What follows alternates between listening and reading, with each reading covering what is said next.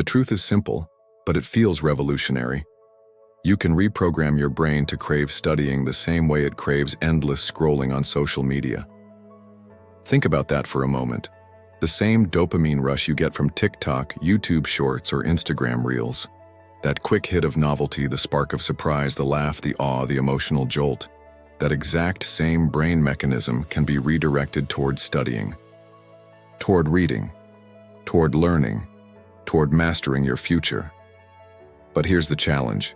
Your brain has been hijacked. Right now, most of us are wired to chase the quick hit.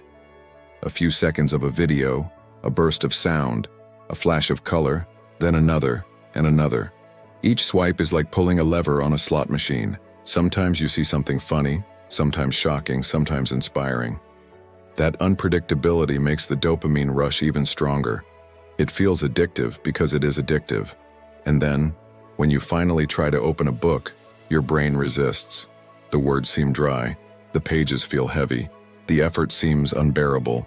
You read the same line 3 times and still can't focus. Why? Because the dopamine scale inside your brain is broken. Dopamine is not the enemy.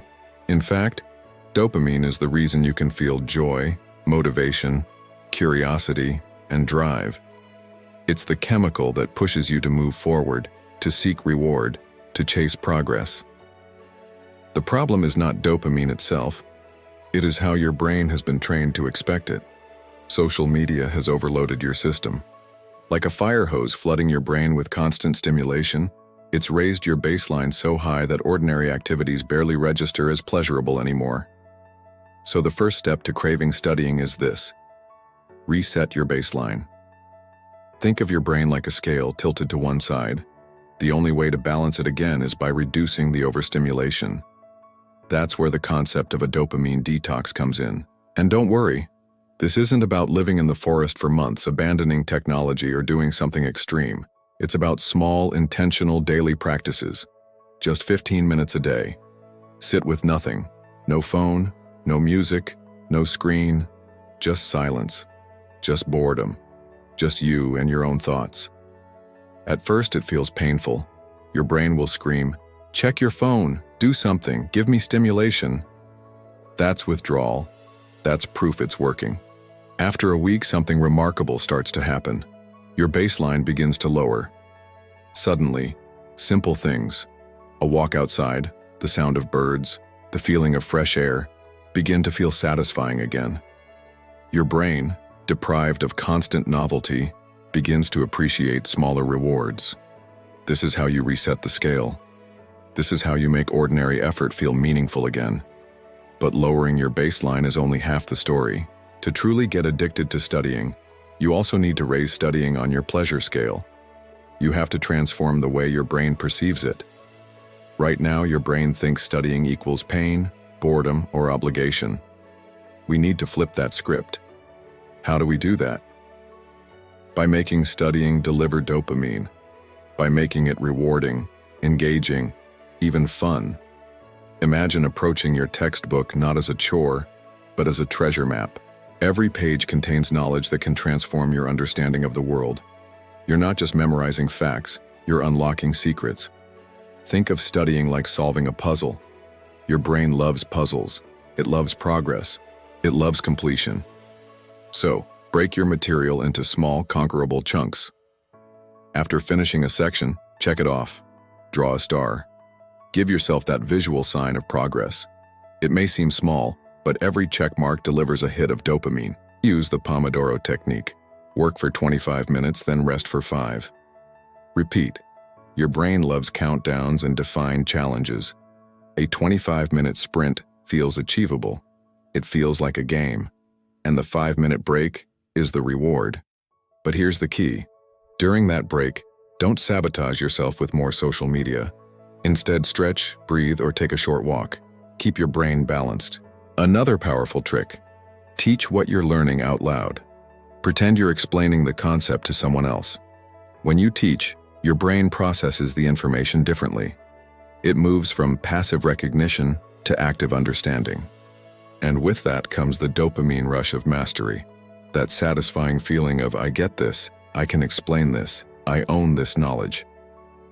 Make studying multisensory. Take notes by hand using different colored pens. Draw arrows, diagrams, connections. The act of writing, combined with visual variety, stimulates multiple parts of your brain.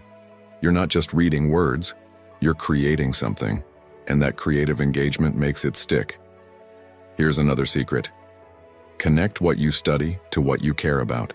If you're studying economics, think about how it explains why your favorite brand raised its prices.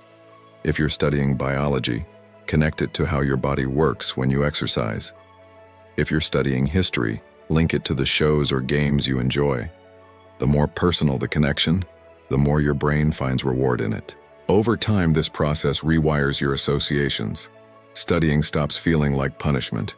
It becomes curiosity. It becomes discovery. It becomes pleasure. And then, something magical happens. You start reaching for your books instead of your phone. Not because you're superhuman, not because you're different, but because your brain has been retrained to crave learning. This transformation doesn't happen overnight, but it does happen faster than you think.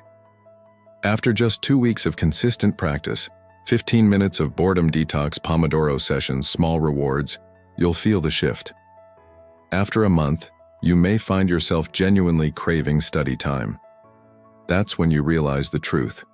Your brain isn't broken. It was simply hijacked. And once you take back control of your dopamine, you take back control of your future. And here's where the deeper reflection comes in.